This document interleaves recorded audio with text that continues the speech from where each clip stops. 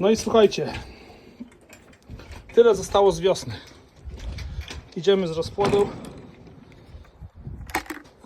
z jajeczkami. Wygląda jak te kule do totolotka, nie? Także u góry wiosna, na dole powrót zimy.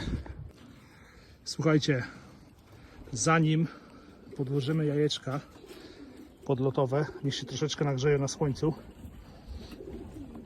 ale żeby tylko nie za długo, bo mogą się zamrozić. Jajka na mrozie to nie jest dobry pomysł. Idziemy.